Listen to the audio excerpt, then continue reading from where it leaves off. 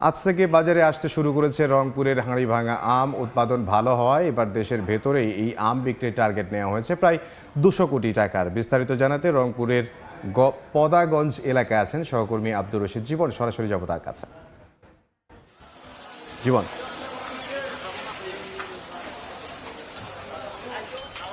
উত্তরের ঐতিহ্যবাহী হাড়িভাঙ্গা আম নানা চড়াই উত্তর পেরিয়ে আজকে থেকে বাজারে উঠতে শুরু করেছে এবং আজকে থেকে কিন্তু আনুষ্ঠানিকভাবে এই আম বিক্রি শুরু হয়েছে। এবং বলে রাখি, এই হাড়িভাঙ্গা আম কিন্তু শুধু তার যে স্বাদ কিংবা গন্ধ এই জন্যই আসলে সে সুপরিচিত নয়, এই অঞ্চলের যে অর্থনীতি সেই অর্থনীতির জন্য কিন্তু এই হাড়িভাঙ্গা আম আশীর্বাদ এনেছে।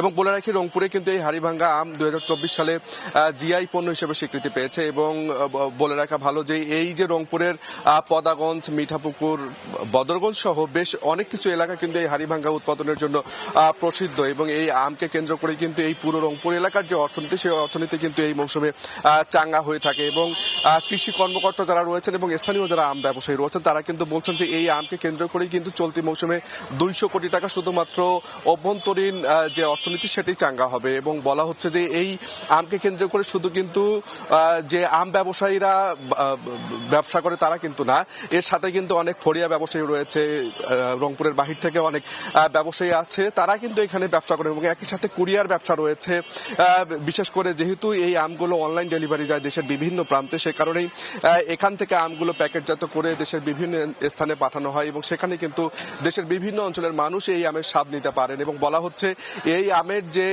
গুণ, এই আমের যে বৈশিষ্ট্য সেটি কিন্তু হচ্ছে যে এটি আশিন এবং যে গন্ধ সেটি আসলে সুমিষ্ট গন্ধ এবং খেতে আসলে প্রচুর সুস্বাদু, যে কারণে আসলে এই আম দেশ পেরিয়ে আন্তর্জাতিক মণ্ডলেও কিন্তু তার জায়গা করে নিয়েছে। গত কয়েক বছর আমরা দেখেছি হাড়িভাঙ্গা আম দেশের বাইরে বিভিন্ন দেশে কিন্তু আসলে রপ্তানি করা হয়েছে। এবারও আসলে সেই ধরনের চিন্তাভাবনা রয়েছে, যদিও যারা রয়েছেন ব্যবসায়ী তারা বলছেন যে সরকার যদি আরো তাদের ব্যবসার পথ প্রসারিত করে দেয় তাহলে কিন্তু এই আমের যে অর্থনীতি সেটি আরো বড় পরিসরে যাবে। এবং বলে রাখি, রংপুরের এই যে পদাগঞ্জে আমের কিন্তু এটিকে রাজধানী বলা হয়, এটি কিন্তু সকাল 10টার দিকেও কিন্তু জমজমাট ছিল আমের কেনা বেচা নিয়ে। এখন কিন্তু আসলে প্রচুর বৃষ্টি পড়তেছে, বৃষ্টির কারণে আমরা দেখছি যে এই ভ্যানগুলোতে আম ঢেকে ঢেকে রেখেছেন যারা ব্যবসায়ী, স্থানীয় যারা ব্যবসায়ী রয়েছেন তারা। অর্থাৎ বৃষ্টি শেষ হলেই কিন্তু আবারও এই পুরো এলাকাটি জমজমাট হয়ে যাবে এবং এখান থেকে কিন্তু আম দেশের বিভিন্ন স্থানে, অর্থাৎ রাজধানী সহ দেশের বিভিন্ন স্থানে এই আমগুলো পাঠানো হয়। এবং এই আমের যে আসলে চাহিদা সেটি কিন্তু সারা দেশেই ব্যাপক রয়েছে।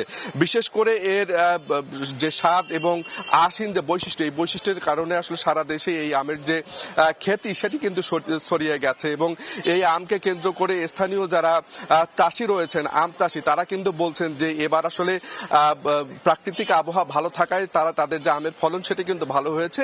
এবং তারা বলছেন যদি বাজার ব্যবস্থাপনা ভালো থাকে, যদি দেশের বিভিন্ন প্রান্তে আম পাঠানোর যে ব্যবস্থা সেটি যদি সঠিকভাবে তারা পায়, তাহলে তারা বলছেন এবারের যে আমের অর্থনীতি সেটি আসলে তাদের গত বছরের থেকেও আসলে ছড়িয়ে যাওয়ার সম্ভাবনা তারা দেখছেন। এবং তারা বলছেন এই আমকে কেন্দ্র করে রংপুরের কিন্তু বলা চলে প্রায় 5 থেকে 7টি উপজেলা কিন্তু বলা চলে অর্থনৈতিকভাবে সমৃদ্ধ হচ্ছেন। এবং স্থানীয় যারা আম চাষী তারা কিন্তু বলছেন যে অন্যান্য শস্য এড়িয়ে, অর্থাৎ ধান কিংবা অন্যান্য যে চাষাবাদ রয়েছে সেগুলো বাদেও কিন্তু তারা এই আমের চাষের দিকে ঝুঁকছে। তো সব মিলিয়ে যদি বলি, রংপুরের অর্থনীতিতে একেবারে আশীর্বাদ হয়েছে হাড়িভাঙ্গা আম। এবং সব মিলিয়ে এবার কিন্তু যারা আম চাষী রয়েছেন, ব্যবসায়ী রয়েছেন, কৃষি বিভাগ রয়েছেন, তারা কিন্তু আসলে বলছেন 200 কোটিরও বেশি ছড়িয়ে যাবে এই আমের অর্থনীতি। তো সব মিলে এই ছিল রংপুরের পদাগঞ্জ থেকে হাড়িভাঙ্গা আমের বাজারের সবশেষ।